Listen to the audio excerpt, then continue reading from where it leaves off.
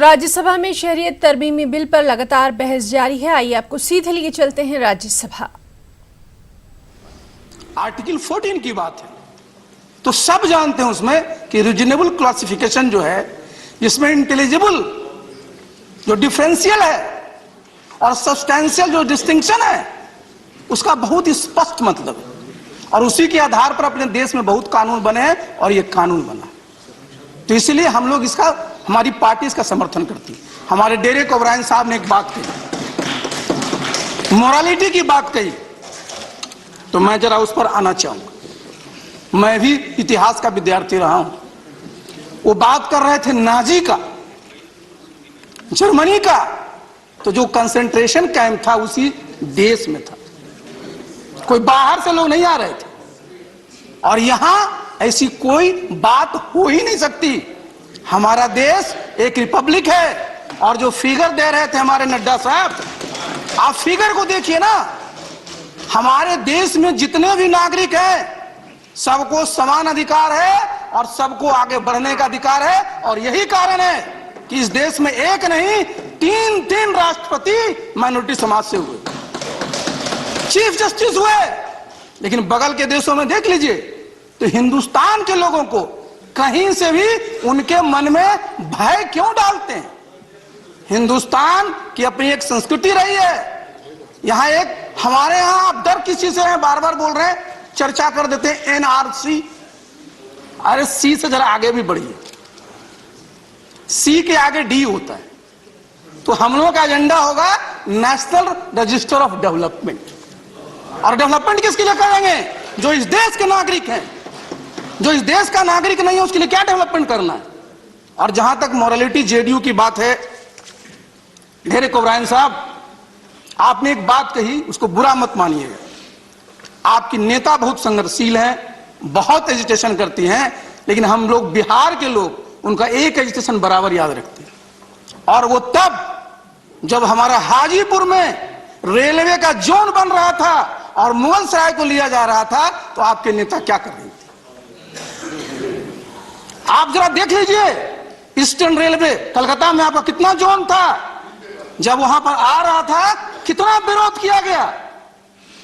जो हमारे ग्रामीण इलाके में जो स्टेशन होते थे वहां कौन कर्मचारी होते थे?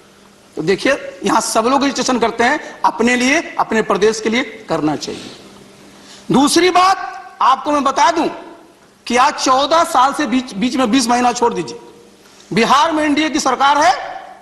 आप जाकर के देख लीजिए, पता कर लीजिए और चले जाइए अल्पसंख्यक इलाकों में खास करके। वो यही बोलेंगे कि यहां नीतीश बाबू के नेतृत्व में एनडीए सरकार काम करे, आगे भी काम करे। क्यों बोलते हैं? ये मैं आपके सामने 2-3 बात रख देना चाहता हूं, क्योंकि आपने हमारी मोरालिटी को क्वेश्चन किया है। आप मदरसा जानते हैं? 1924 में मदरसा का इंस्टीट्यूशन शुरू हुआ। 2005 में हमारी सरकार बनी, जब हम लोग एनडीए में साथ में आए। आपने 81 सालों में सिर्फ 1128 मदरसे बनाए। और एनडीए की सरकार ने एक कलम से एक बार में 2460 मदरसे बनाए। जब मदरसा के टीचर थे, आपकी सरकारें थी, वहां कितना पैसा देते थे? 2 से 3 हजार। आज आप देख लीजिए, एनडीए की सरकार है, 7वां वेतन आयोग दे रहे हैं 50 से 60 हजार। वहां पर क्या था? आप किस प्रकार से डराते थे? उनके जो पूरे के पूरे जो कब्रिस्तान थी, उसको क्या भाल बना रखा था? आप जाके पता कर लीजिए, 6000 से ज्यादा कब्रिस्तानों की घेराबंदी कराई जा चुकी है। तो जो कब्रिस्तानों की सुरक्षा करे वो तो हो गया कॉम्युनल, और जो सुरक्षा ना करे वो हो गया सेकुलर। और ये भी जान लीजिए, आप ये भी जान लीजिए, करना बोले, ये भी जान लीजिए, मॉरलिटी की बात हो रही है। जो पहले की सरकारें थी, बजट देख लीजिए अल्पसंख्यक कल्याण का, मात्र 2.75 करोड़, और आज देख लीजिए 900 करोड़ से ज्यादा है। हमको क्या मॉरलिटी देखना है? 14 साल से हमारी वहां सरकार इंडिया की चल रही है। एक भी घटना बता दीजिए जहां की जाति के नाम पर, धर्म के नाम पर कोई इस तरह की बात हुई हो। अभी बीपीएससी का रिजल्ट 2 टर्म वाले का जो हुआ, पता कर लीजिए कितने हमारे अल्पसंख्यक बच्चे उसमें सेलेक्ट हुए हैं। और एक बात मैं आपको और बता दूं, केंद्र में भी जरा पता कर लीजिए, मैं तो 1984 बैच का आईएएस अफसर रहा, मेरे बैच में मात्र, मैं किसी धर्म का नाम नहीं लेता लेकिन यहां लेना पड़ रहा है, एक मुस्लिम साथी था, 146 में एक। और आप 2014 batch, 15 batch, 16 batch, 17 batch, 18 batch का रिजल्ट आ गया है, जाके पता कर लीजिए। तो क्यों इस देश को डरा रहे हैं कि सर आपका कोई जगह नहीं? उनकी पूरी जगह है, उनके पास मेरिट है, किसी भी स्थान को प्राप्त करेंगे। आज कश्मीर का मुद्दा उठता है यूनाइटेड नेशंस में, हमारा केस वहां कौन प्लीड करता है? कौन, किस समाज का हमारा अफसर है जो प्लीड करता है?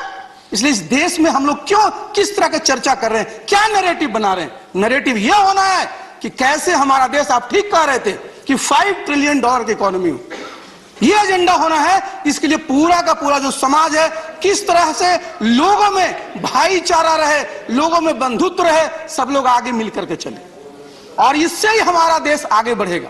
और इस बिल में ऐसी कोई बात नहीं है, और ये बिल्कुल आश्वस्त करना चाहेंगे हम तो बिहार के, और मैं जरूर इस बात को सुनिश्चित कराना चाहूंगा कि इस देश में धर्म के नाम पर किसी के साथ किसी प्रकार का अन्याय होगा तो हम लोग को पीछे रहने वाले, कभी नहीं पीछे रहने वाले। और यही इस देश की खासियत है। ये देश का बहुत बड़ा गौरवशाली इतिहास है, और हम सब लोगों को यह मिलकर के चलना है कि 130 करोड़ जो लोग हैं वो सब हिंदुस्तानी हैं, सबको बराबर का अधिकार है, सबको बराबर का आगे बढ़ने का अधिकार है, और सबको बराबर हक मिलेगा। इसी के साथ मैं अपनी बात समाप्त करता हूं। बहुत बहुत धन्यवाद। धन्यवाद। डॉक्टर के केशव राव।